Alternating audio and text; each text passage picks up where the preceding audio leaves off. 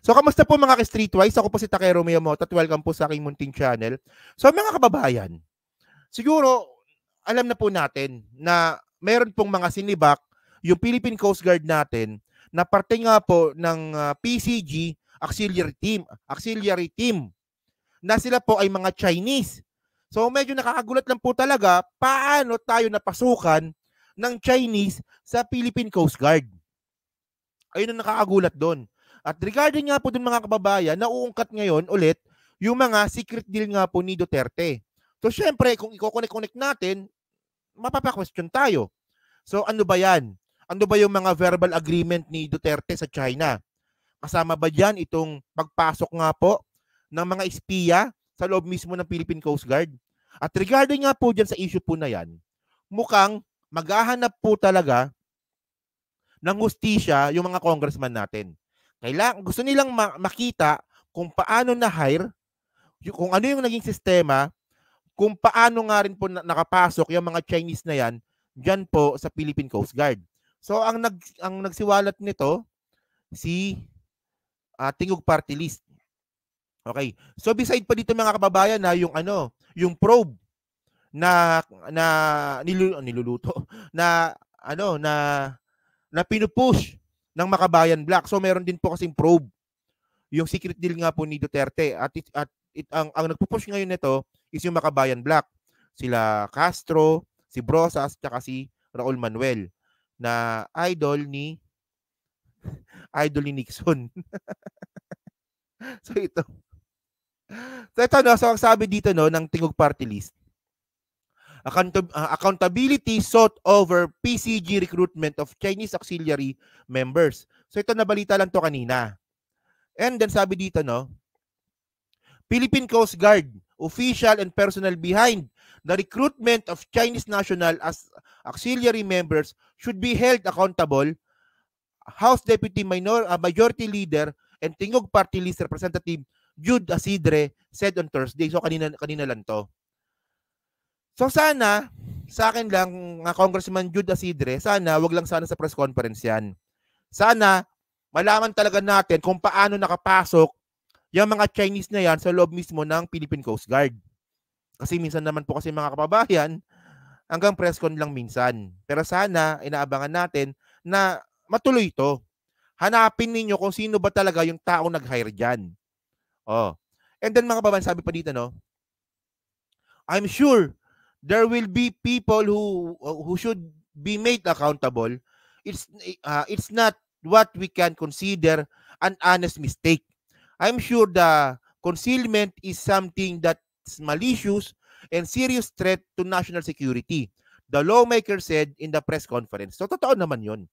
Kasi mga kababayan po, kasi buhay po yung pinag-uusapan natin dito. Isipin nyo lang mga kababayan, kapag magkakaroon po ng resupply mission, di ba?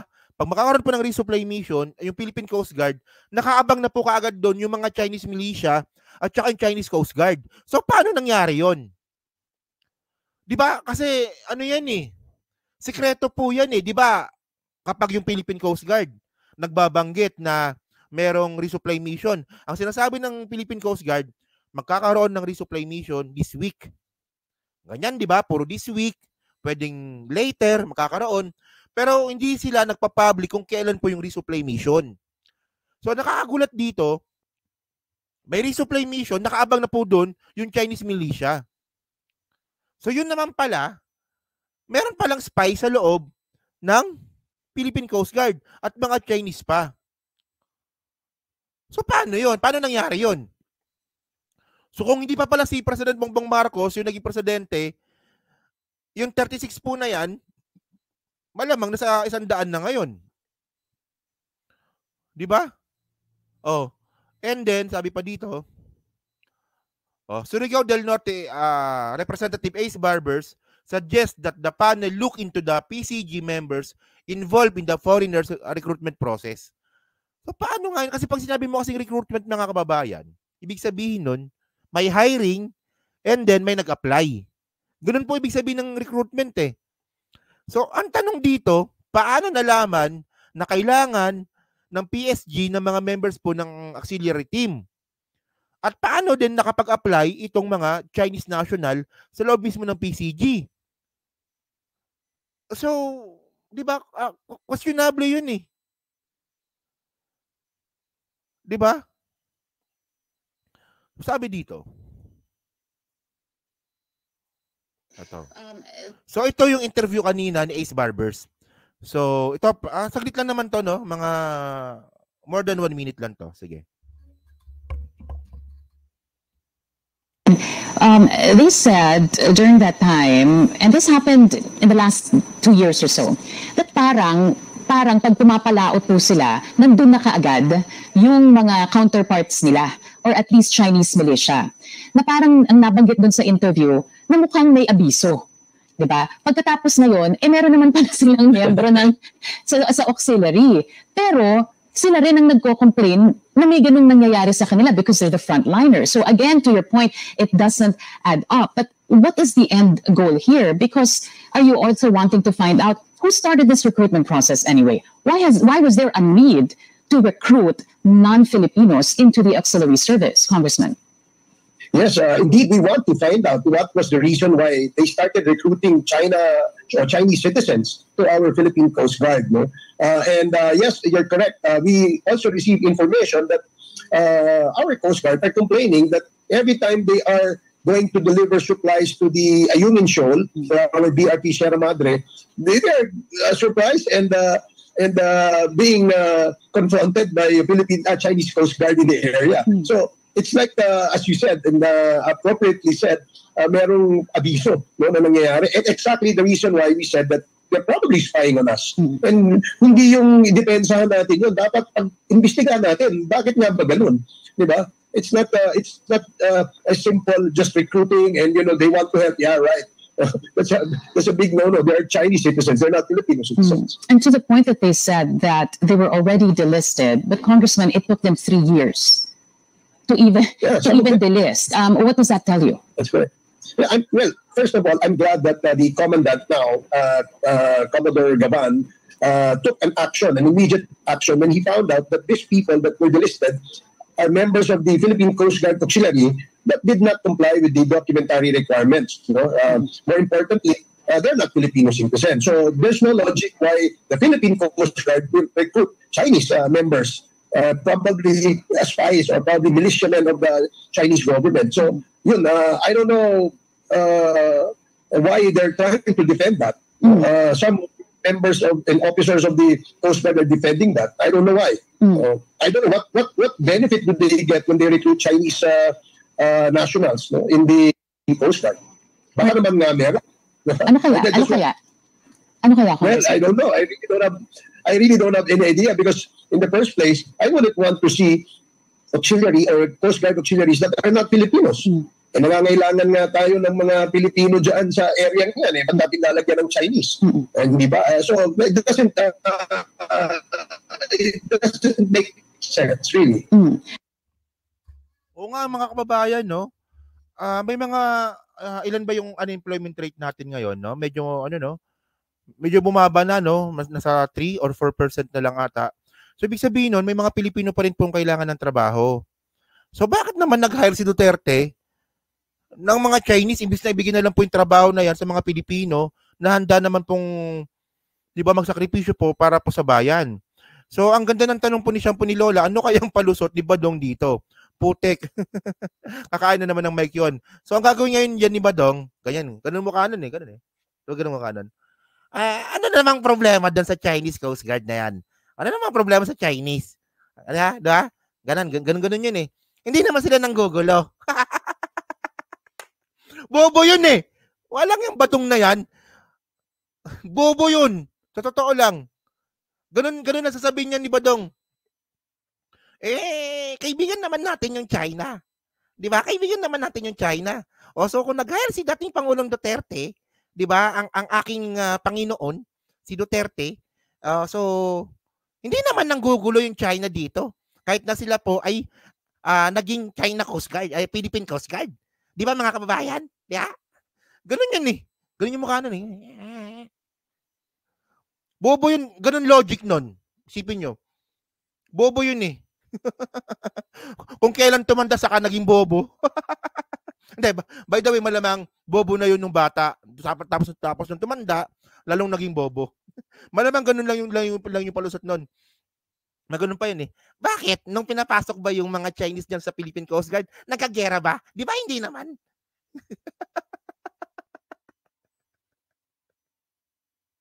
Walang yan. Sarap umbagin yung mukha. Kasi alam nyo kung ba't ako nainis kay Badong? Di ba? Promoter siya ng kulto. Doon ako naiinis sa kanya. Wala namang problema na magpahayag tayo kung taga-suporta ka ni Duterte.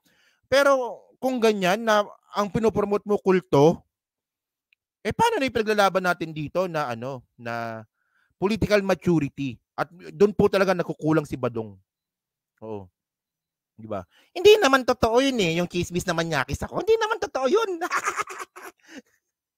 Sinimsim ko lang naman yung leeg ng papiaw.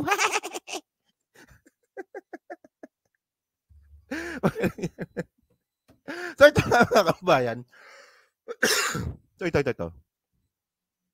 So ngayon mga kababayan, dahil nga po dyan, sa pagpasok nga po ng mga Chinese dyan po sa Philippine Coast Guard, so ngayon,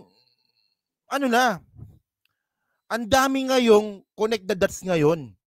Kasi mga kababayan, hindi pa po nakapanood ng live stream ko kanina, inamin po talaga ni Salvador Panelo, yung dating spokesperson nga po ni Duterte, na totoong merong secret deal. Meron pong verbal deal. Yung China at saka si Duterte.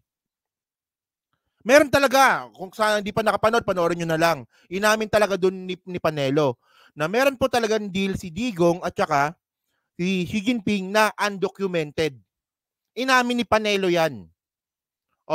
So ngayon mga kababayan, dahil nga po dyan sa mga China Coast Guard, sa mga Chinese po na nasa Philippine Coast Guard ngayon, ang dami ngayong lumalabas na mga secret deal nga po ni Duterte.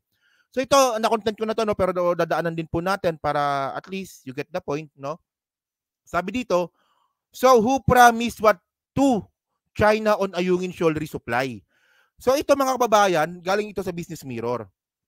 So ang sabi dito, no, sa bandang baba, no, there was an understanding with the previous administration, ibig sabihin, no, si Duterte, that was approved by the high up and of course approved by the whole command chain. So, parte nga po dyan ng isang secret deal po na yan na undocumented, dapat po isang barko lang dapat yung magre-resupply po sa BRP Sierra Madre.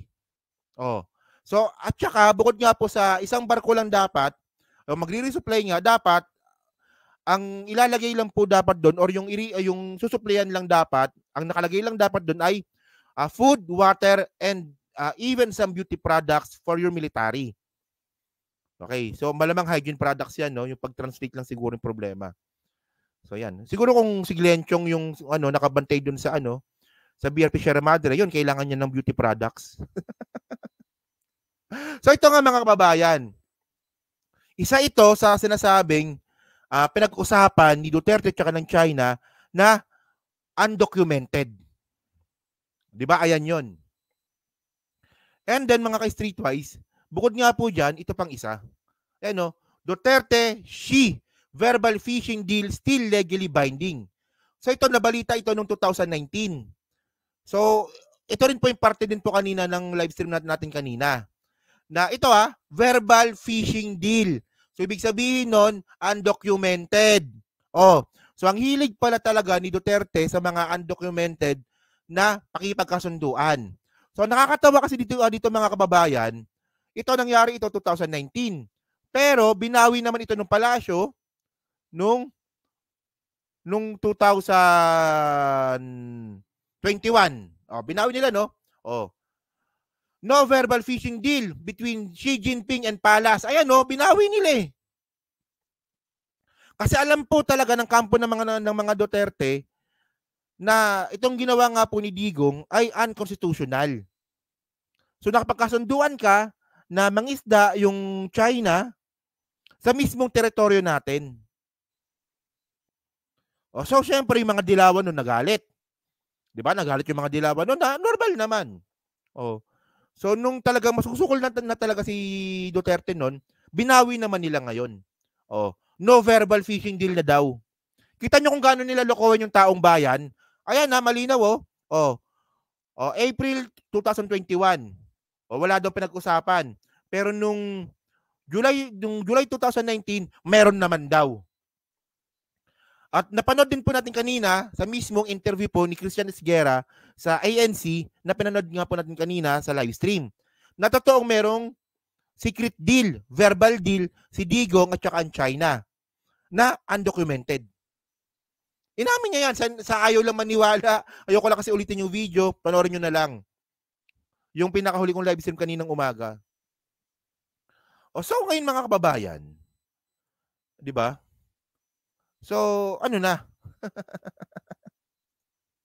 At bukod pa nga dito, mga ka-streetwise, ito pang itong 36 na nahuli na Chinese, na Chinese na nakapasok nga po sa loob mismo ng Philippine Coast Guard.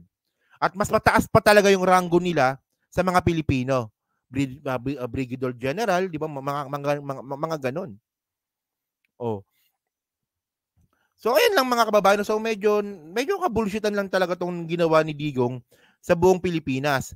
Na ang hindi ko talaga makuha, di ba? Ito yung mga bagay na, kunwari kung ako DDS, di ba? Anong lusot ang gagawin ko dito? Di ba? Anong lusot ang gagawin ko dito para lang mapatunayan na magaling na presidente si Digong? Ako sumasakit lang ulo ko dito kasi minsan kasi mga kababayan, iniisip ko yun na paano kaya kung DDS ako ngayon? Paano ko kaya ipagtatanggol itong mga gusot ni Digong? So, ang pinakamagaling po talaga magtanggol dyan si Badong. Kasi nga promoter ng kulto. Oh. So, ngayon, ang ginagawa naman ng mga ibang mga vlogger, imbis na sumagot, nagbabato rin sila ng aligasyon sa presidente natin ngayon, kay PBBM, na debunkable naman. O, yan So, yun mga kababayan. So, dyan po sa 856 po na nanonood sa hindi pa po nakakapag-like na lang po ng video po na to.